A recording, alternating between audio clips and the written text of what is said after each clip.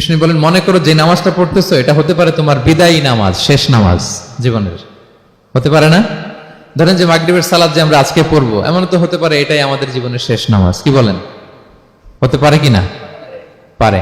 আমরা কে কখন চলে যাব আমাদের তো জানা নাই। তো এই যে মুসল্লায় যখন আমরা দাঁড়াই, তখন কেন আমরা এটা ভাবি না যে it could be the last and final prayer in my life? হতে পারে এটাই আমার জীবনের শেষ নামাজ। এটা যদি আপনি ভাবতে পারেন, তখন দেখবেন ঠিকই আপনার একাগ্রতা, সাবমিসিভনেস এটা বাড়তেছে।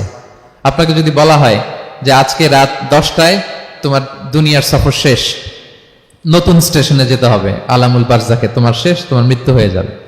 আজকে যে মাগরিব আর এই যে এশা আর যে তারাবির সালাত, এটাই তোমার লাস্ট নামাজ, যাও এটাই তোমার লাস্ট চান্স। এটা যদি আজকে আমরা জানি, এই হলরুমে যারা আছি, যদি এটা জেনে যায় যে আজকের তারাবিটাই শেষ তারাবি, শেষ সুযোগ, বলেন তো আমাদের অবস্থা কি হবে? প্রতিদিন ধরেন যে মাগরিবের নামাজের পরে একটু নিউজ দেখেন, একটু ফেসবুকে ঢুকেন, আজকেও তো ঢুকবেন তাই না? ঢুকবেন কি করবেন আজকে? আল্লাহ আকবার, সব বাদ দিয়ে অজু করে আতর মেখে জায়নামাজটা ভিজিয়ে দীর্ঘ কিয়ামুল লাইল করবেন, সিজদায় পড়ে চোখের পানি দিয়ে জায়নামাজ ভিজিয়ে দেবো আমরা, ঠিক কিনা?